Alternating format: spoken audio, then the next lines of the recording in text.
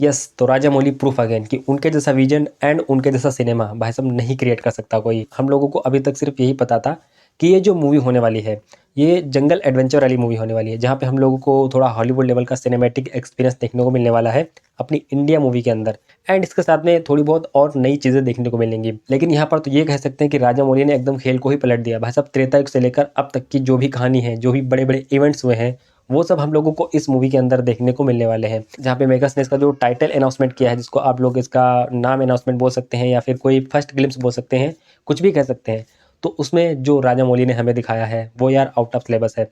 देखो, आप लोगों को पता होगा कि वैसे भी काफ़ी ज़्यादा मुश्किल होता है अपने हिस्ट्री के किसी इवेंट पे एक मूवी बनाना।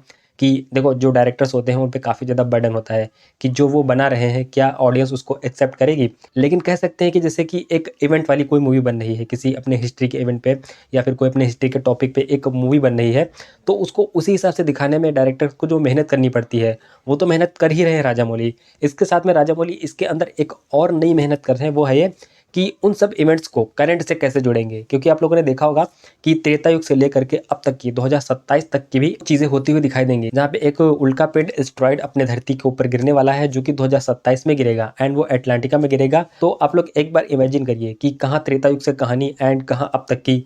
तो राजामौली इन सब चीज़ों को कैसे बैलेंस करेंगे एंड इन सब चीज़ों का स्क्रीन प्ले कैसे तैयार करेंगे। एंड सबसे बड़ी चीज़ है ये कि भाई साहब जो प्रेजेंटेशन लेवल होगा वो कौन से लेवल का होगा, जहाँ पे जो मेकर्स हैं वो इस मूवी के अंदर हर वो मुमकिन कोशिश कर रहे हैं जो कि हॉलीवुड वाले करते हैं। एंड इसके अलावा ये भी बताया जा रहा है कि ये जो मूवी है ये आईमैक्स से शूट की जाएगी। हालांकि देखो, वो फुल कैमरे से तो नहीं शूट की जाएगी, लेकिन हाँ, इसका जो रेशियो है ये आप लोगों को आईमैक्स में ही देखने को मिलने वाला है। जहाँ पे इसका जो थीम रिलीज़ किया गया है, जो टाइटल रिवील किया गया है, वो भी कह सकते हैं कि आईमैक्स वाले फॉर्मेट में ही रिलीज़ किया है। तो इस बार जो हम लोगों को एक्सपीरियंस देखने को मिलने वाला है वो यार आउट ऑफ सिलेबस होने वाला है। जहाँ पे अभी हम लोगों ने रिसेंटली रामायण मूवी का भी एक ग्लिम्स देखा था, एंड कह सकते हैं कि वो भी नेवर सीन बिफोर था, जहाँ पे मेकर्स ने फुल मेहनत उसके अंदर भी की है। एंड हर एक टॉप कंपनी, हर एक टॉप चीज़ें उसके अंदर काम कर रही हैं। वहीं पर राजामौली भी इन सब चीज़ों में पीछे नहीं हटने वाले हैं। राजामौली ने भी दिखा दिया है कि भाई साहब उनका जो विजन है, उनका जो सिनेमा है भाई साहब, उसको कोई बीट नहीं कर सकता है। एंड अब तो ये भी क्लियर हो गया है कि जो SSMB29, जिसका वाराणसी नाम रखा गया है, उस मूवी के अंदर भी हम लोगों को माइथोलॉजिकल चीज़ें देखने को मिलने वाली हैं। एंड सबसे इंटरेस्टिंग चीज़ है ये कि माइथोलॉजिकल चीज़ों के साथ में हम लोगों को जो करंट सिचुएशन है उसको भी कनेक्ट करते हुए दिखाई देंगे अपने राजामौली सर। तो यार राजामौली को सैल्यूट है भाई साहब। देखो, एक राजामौली जो डायरेक्टर है ना, उनका जो विजन है, उनका जो सोचने का तरीका है, वो आप लोगों को पता होगा कि बाकी डायरेक्टर से काफ़ी ज़्यादा यूनिक एंड एकदम नेक्स्ट लेवल पे है। तो कह सकते हैं कि जो अपनी पिछली हिस्ट्री के इवेंट्स वगैरह हैं, उनको जब राजामौली अपनी करंट सिचुएशन यानी कि प्रेजेंट से कनेक्ट करेंगे, वो देखना यार थिएटर्स के अंदर काफ़ी ज़्यादा इंटरेस्टिंग होगा। इसके अलावा और भी इस टीज़र को लेकर एंड जो ये अनाउंसमेंट आया है इसको लेकर मेकर्स ने काफ़ी सारी बातें बताई हैं। एंड स्पेशली एक चीज़ ये बताई है कि इसमें एक ऐसा सीक्वेंस देखने को मिलने वाला है 30 सेकंड का, 30 मिनट का, जहाँ पे ना तो कोई VFX होगा एंड ना ही कोई BGM होगा।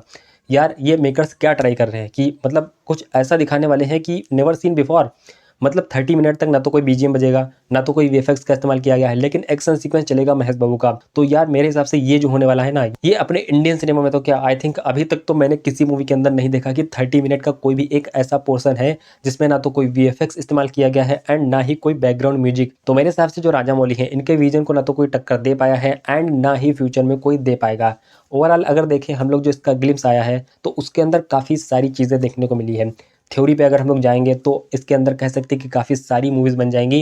एंड जिस हिसाब से उन लोगों ने इस टॉपिक को सिलेक्ट किया है, चूज़ किया है कि त्रेता युग से अब तक के बीच के बड़े बड़े इवेंट्स को हम लोग अपनी मूवी के अंदर कवर करने वाले हैं, तो मुझे ऐसा लगता है कि मूवी एक पार्ट में नहीं बनेगी। मेकर्स ने कुछ प्लान किया है एंड इस मूवी को भी 2 या फिर 3 पार्ट में बनाएंगे। हालांकि वो तो मूवी के रिलीज होने के बाद में ही पता चलेगा कि आखिर मेकर्स इसको कितना आगे लेकर जाएंगे। लेकिन फिलहाल अभी आप लोग इसको एंजॉय करिए। एंड हाँ, सबसे बड़ी चीज़ कि अपने इंडिया पे प्राउड करिए एंड राजामौली पर भी प्राउड करिए। एंड देखो, आप लोगों को पता होगा कि रामायणा जैसी बड़ी मूवी एंड SSMB29 जैसी बड़ी मूवी, वाराणसी जैसी बड़ी मूवी, एंड इसके अलावा जो एटली कुमार है वो भी एक बहुत बड़ी मूवी लेकर आ रहे हैं। तो यार आप लोगों को गर्व करना चाहिए कि अपने इंडिया के अंदर भी एकदम हॉलीवुड लेवल का सिनेमा अब बनने लगा है।